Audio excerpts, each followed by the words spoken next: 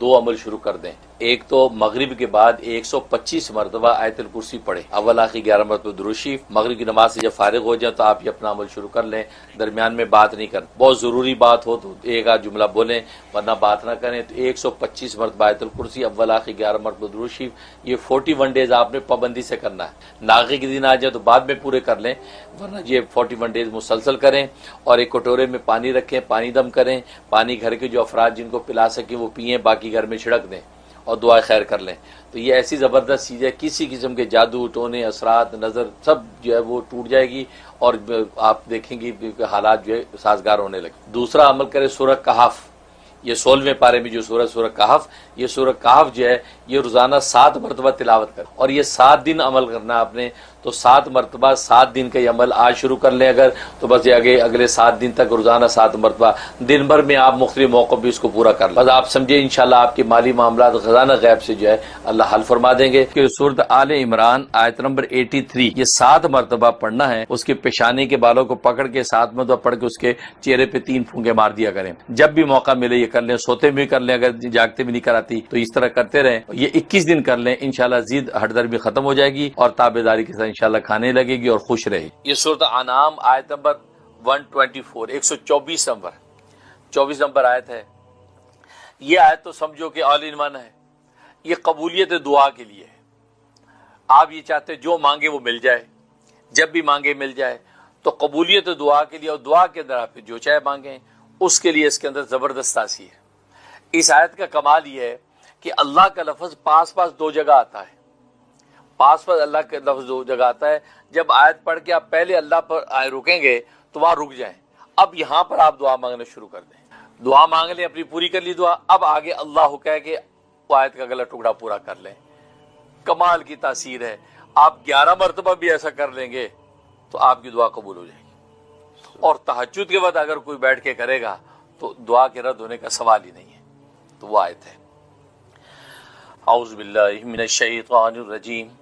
وَإِذَا جَاءَتْهُمْ آيَةٌ قَالُوا لَن نُؤْمِنَ حَتَّى نُؤْتَىٰ مِثْلَ مَا أُوتِيَ رُسُلُ اللَّهِ اللَّهُ أَعْلَمُ حَيْثُ يَجْعَلُ رِسَالَتَهُ.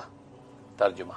اور جب آتی ہے ان کے پاس کوئی نشانی، کہتے ہیں ہم ہرگز ایمان نہیں لائیں گے یہاں تک کہ ہمیں بھی دیا جائے اس طرح کی چیز جو اللہ تعالیٰ کے رسولوں کو دی گئی ہے. اللہ تعالیٰ خوب جانتا ہے جہاں اس نے رکھنی اپنی رسالت. اصل میں مشرکین مکہ کا ایک مطالبہ تھا کہ یہ نبی کریم صلی اللہ علیہ وسلم معجزات دکھاتے ہیں، طرح طرح کے معجزے آتے ہیں، تو آخر ان کی کیا خصوصیت ہے کہ انہی کے اوپر یہ معجزے اترتے ہیں؟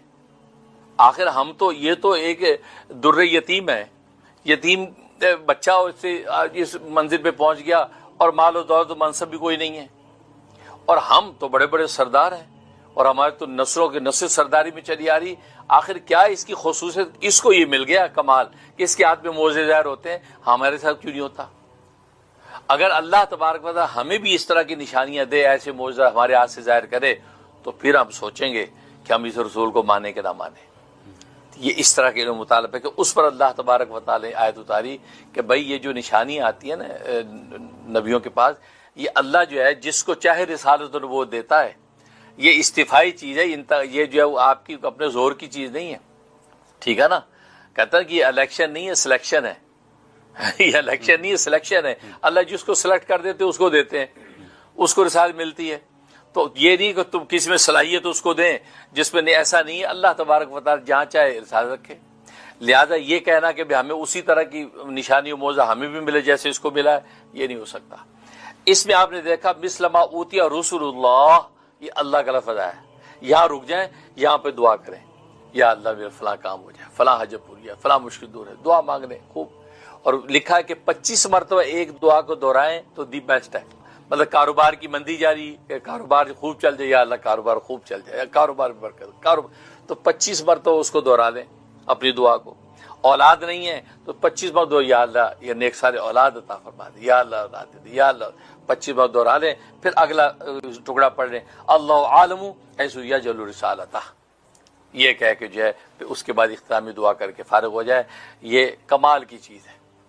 یہ 11 دن میں ہی آثار نظر آنے لگتے ہیں، ورنہ ایک چلے سے اوپر آپ کو جانے کی ضرورت پیش نہیں آئے گی کیسا بھی مسئلہ ہوگا اللہ تبارک و تعالیٰ پورا کر دیں گے۔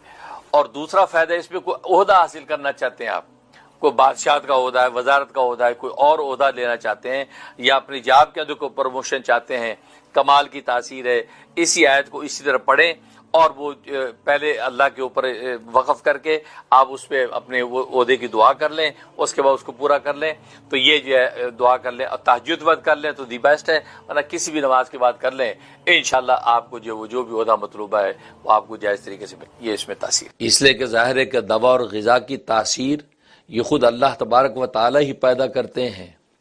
دوا اپنی ذات کے اندر کوئی حیثیت رکھتی نہیں ہے۔ کتنے دوا کھانے والے ہیں، دوا ساری زندگی کھاتے ہیں، شفا حاصل نہیں ہوتی۔ کتنے غذا کھانے والے ہیں، ساری زندگی غذا کھاتے ہیں لیکن قوت اور صحت ملتی نہیں ہے۔ کیوں؟ اس لیے کہ دوا اور غذا یہ خود اپنی تاثیر کو ظاہر کرنے میں اللہ تبارک و تعالیٰ کے محتاج ہیں۔ اللہ تبارک و تعالیٰ کا اشارہ ہوتا ہے تو اس کے اندر تاثیر ظاہر ہو جاتی ہے، یہاں تک کہ اگر یہ ذریعے نہ بھی ہوں، محض اللہ تبارک و تعالیٰ کا منشا اور مرضی شامل ہو جائے تو بغیر دوا اور غذا کے بھی اللہ تبارک و تعالیٰ اس کی تربیت کر دیتے ہیں۔ اسی طریقے سے علم و اخلاق بھی اس وقت تک نافع نہیں ہو سکتے جب تک اللہ تبارک و تعالیٰ کا فضل نہ ہو۔ جب اللہ تبارک و تعالیٰ کا فضل شامل حال ہوتا ہے تو تھوڑا سا علم بھی اس کے لیے نافع ہو جاتا ہے اور وہ تھوڑی سی روشنی بھی اپنی منزل کو پا لیتا ہے۔ لیکن اگر اللہ تبارک و تعالیٰ کا فضل شامل حال نہ ہو تو ہزاروں ڈھیروں چراغ بلکہ آفتاب کی روشنی بھی ہو تو بھی وہ ہدایت کی منزل کو دیکھ نہیں سکتا، اس لیے وہ دل کا اندھا رہتا ہے۔ جب دل کا اندھا رہتا ہے تو آنکھیں ٹیڑھی ہو جاتی ہیں، آنکھوں کے رنگ بدل جاتے ہیں، اس عداوت کی رنگ کے اندر ہر چیز اس کو بری لگتی ہے۔ لیکن اللہ تبارک و تعالیٰ کی رحمت ہوتی ہے تو اللہ تبارک و تعالیٰ اس علم و اخلاق کو اس کی ذات کے لیے نافع بنا دیتے ہیں۔ اور اس بات کا اعلان اللہ تبارک و تعالیٰ انسان کے پیدا ہوتے ہی کر دیتے ہیں۔ جب بچہ پیدا ہوتا ہے تو اذان کا حکم ہے کہ اس کے سیدھے کان میں اذان دیں اور اس کے الٹے کان میں اقامت کریں، اور اس آنے والی اس کمزور ناتواں بچے کو یہ خبر دے دیں کہ بھلے تو اس وقت ناتواں ہے، اپنی مرضی سے اٹھا کے کھا نہیں سکتا، اپنی مرضی سے چل نہیں سکتا، اپنی مرضی سے بول نہیں سکتا، اپنی مرضی سے کسی کو پہچان نہیں سکتا، گویا کہ اس دنیا کے اندر جینے کے جو طریقے ہیں اور ترقی کی جتنی راہیں ان سے بالکل تو بے خبر ہے، لیکن سے ایک ذات کی خبر اگر تو رکھ لے، اس ذات سے اگر تو باخبر ہو جائے تو پھر ساری کی ساری خبریں تیرے قدموں میں آ جائیں گی۔ اور وہ ذات کون سی ہے؟ اللہ اکبر، اللہ سب سے بڑا ہے۔ اللہ اکبر، اللہ سب سے بڑا ہے۔ اللہ اکبر، اللہ سب سے بڑا ہے۔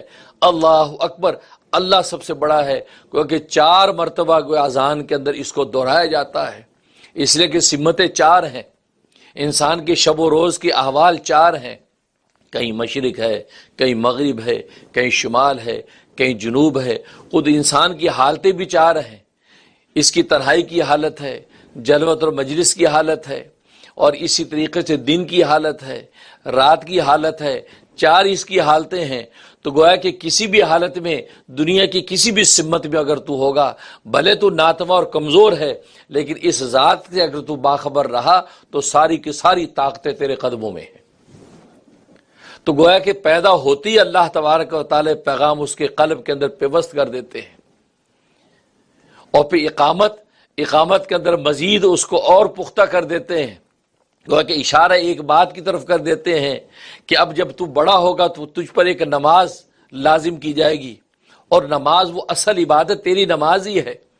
باقی جو عبادتیں وہ مشروط عبادتیں ہیں، کسی پر واجب ہیں، کسی پر نہیں ہیں، لیکن نماز ایک ایسی عبادت ہوگی تو اگر امیر ہوگا تو بھی تجھ پر واجب ہوگی، تو غریب ہوگا تو بھی تجھ پر واجب ہوگی، تو کمزور ہوگا تو بھی تجھ پر واجب ہوگی، تو طاقتور قوی پہلوان ہوگا تو بھی تجھ پر واجب ہوگی، مرد ہوگا تو بھی واجب ہوگی، عورت ہوگی تو بھی واجب ہوگی۔ گویا کہ کس حال میں تو ہوگا یہ نماز کی عبادت تجھ پر واجب ہوگی۔ گویا کہ یہ اصل عبادت اور یہ وظیفہ تیری زندگی کا صرف نماز ہے۔ باقی جو عبادتیں ہیں، اگر تو مالدار ہوا تو زکوٰۃ بھی تجھ پر آ جائے گی، اگر تو مالدار ہوا تو حج بھی تجھ پر آ جائے گا، اگر تو صحت مند قوی ہو تو روزہ بھی تجھ پہ ہم فرض کر دیں گے، لیکن اگر تو طاقتور نہیں ہے، صحت مند نہیں ہے تو روزہ تجھ پر واجب نہیں ہوگا، اگر تو غریب مفلس ہے تجھ پر زکوٰۃ واجب نہیں ہوگی بلکہ خود تو مستحق زکوٰۃ ہوگا، اگر تیرے پر استطاعت نہیں ہے تو حج تجھ پر واجب نہیں ہوگی، لیکن ایک عبادت ایسی ہے تیرے پر ہر حال میں واجب ہوگی اور وہ نماز کی حالت ہے۔